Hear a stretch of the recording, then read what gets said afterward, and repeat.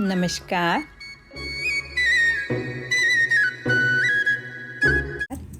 यूँ तो भगवान श्री कृष्ण का जीवन मनोरंजक कहानियों से भरा हुआ है। उनके पूरे जीवन की तरह उनका जन्म भी एक कथा है। तो चलिए आज उनके जन्म से जुड़ी कहानी सुनते हैं। ये बात द्वापर युग की है, जब धरती पर अधर्म का बोझ बढ़ता जा रहा था और राक्षसों ने बहुत हाहाकार मचाया था। तो इन सब बातों से परेशान धरती माँ गाय का रूप धारण कर कर देवताओं के पास गई और उनसे कहा, मेरी रक्षा करें। तब इसका कोई समाधान देवताओं के पास नहीं था। सभी लोग मिलकर ब्रह्मा जी के पास गए और ब्रह्मा जी से विनती करी, हमारे ऊपर से दैत्यों का भार कम करें। ब्रह्मा जी ने उनकी तरफ देखा और कहा, सिर्फ भगवान विष्णु ही हैं, आप उन्हीं के पास जाइए। सभी देवी देवता मिलकर भगवान विष्णु के पास गए। वे क्षीर सागर में आराम कर रहे थे। उन्होंने पूरी बात सुनी और कहा कि हे देवी, परेशान न हो, मैं मनुष्य रूप में पृथ्वी लोक पर अवतार लूंगा और पाप को खत्म करूंगा। इधर मथुरा में राजा उग्रसेन राज किया करते थे। वे दयालु राजा थे, लेकिन उनका बेटा कंस बहुत अत्याचारी और लालची था। उसे राजगद्दी का बड़ा ही मोह था। उसने अपने माता पिता को जेल में डालकर वो खुद राजा बन बैठा, पर वह अपनी बहन से बहुत प्यार करता था।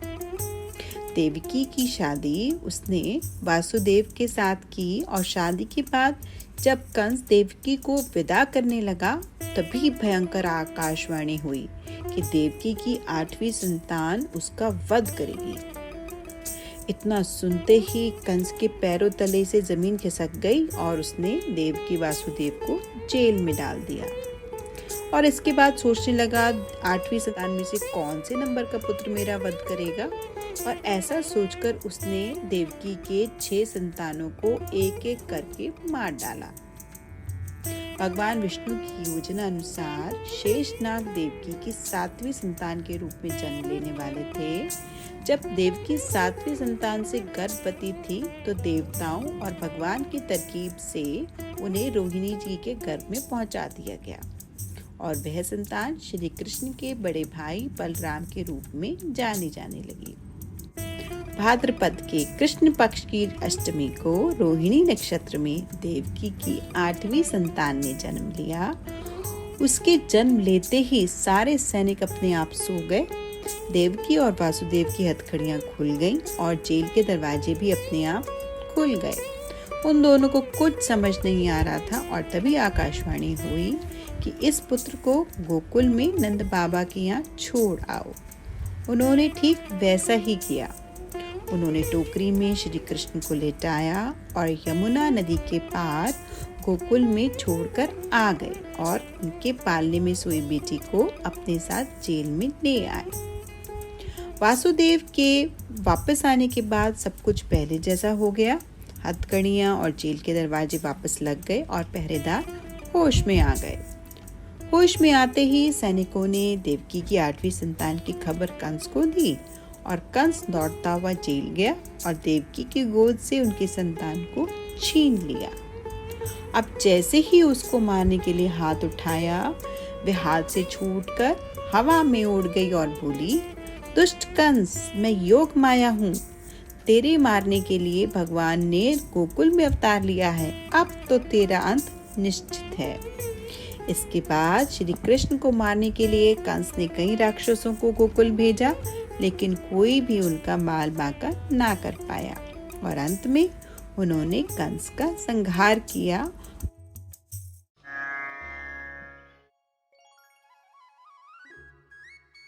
यूँ तो श्री कृष्ण से संबंधित बहुत सारे उनकी बाल रूप की कहानियाँ हैं। उनमें से एक है कृष्ण का मक्खन प्रेम।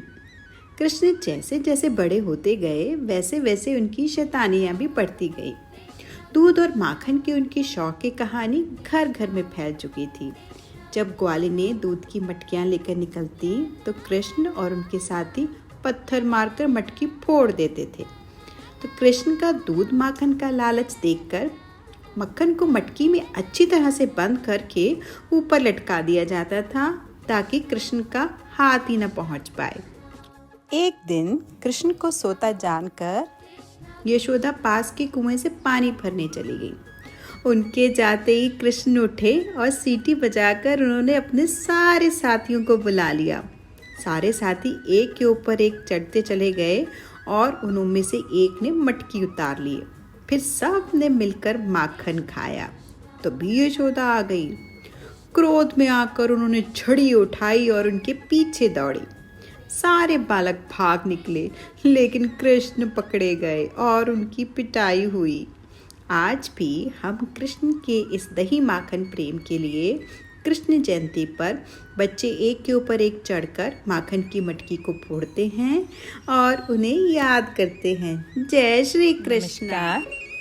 आज श्री कृष्ण जी से जुड़ी हुई एक और कहानी, श्री कृष्ण और पूतना वध की कहानी। श्री कृष्ण के जन्म के बाद कंस को यह पता चल गया था कि उनको मारने वाला गोकुल पहुंच चुका है। अतः कंस का अंत नजदीक आ चुका था।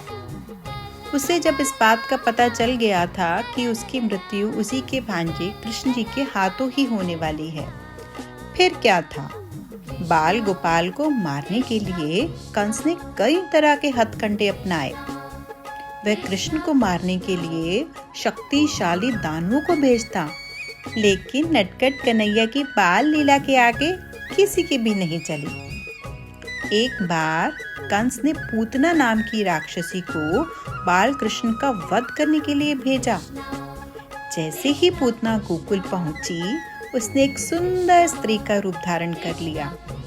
स्त्री का रूप धारण कर पूतना घर घर जाके कृष्ण की तलाश करने लगी। कृष्ण की खोज में पूतना को जो भी बालक मिलता, उसे वह अपना विष वाला दूध पिलाकर मार डालती। जब पूतना कृष्ण जी के घर पहुंचती है, तब भगवान श्री कृष्ण को पता चल जाता है कि वह एक राक्षसी है। पूतना कृष्ण जी को गोदी में उठाकर अपना विषैला दूध पिलाने लगती है। कृष्ण को दूध पीते देखकर पूतना सोचने लगती है कि अब यह मर जाएगा, लेकिन भगवान श्री कृष्ण कुछ देर बाद दूध पीते पीते ही राक्षसी के प्राण खींचने लगते हैं और दर्द के कारण राक्षसी पूतना कृष्ण को आसमान की ओर लेकर उड़ जाती है और पास के जंगल में कान्हा सहित गिर जाती है। थोड़ी देर बाद ही राक्षसी के प्राण निकल जाते हैं और इस तरह भगवान श्री कृष्ण पूतना का वध करते। नमस्कार, आज हम श्री कृष्ण जी की छठी के बारे में बातें करेंगे, उनकी कहानी सुनेंगे। जन्माष्टमी पर भगवान श्री कृष्ण का जन्म हो चुका है। अब 6 दिन के बाद श्री कृष्ण जी की छठी मनाई जाएगी। बता दें, श्री कृष्ण के बाल स्वरूप को लड्डू गोपाल कहते हैं और इस दिन पूरे विधि विधान के अनुसार लड्डू गोपाल जी की पूजा की जाती है। इस दिन लोग कढ़ी चावल बनाते हैं, लड्डू गोपाल को स्नान करवा के पीले रंग के वस्त्र पहनाते हैं और माखन मिश्री का भोग लगाते हैं। इस दिन भगवान का नामकरण भी किया जाता है। श्री कृष्ण को लड्डू गोपाल, ठाकुर जी, कान्हा, माधव, नंदलाला, देवकी नंदन भी कहते हैं।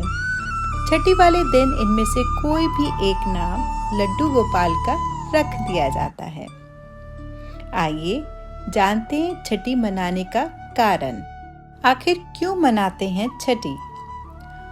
श्री कृष्ण का जन्म कारागार में हुआ था और उन्हें वासुदेव ने रातों रात ही यशोदा के घर छोड़ दिया था।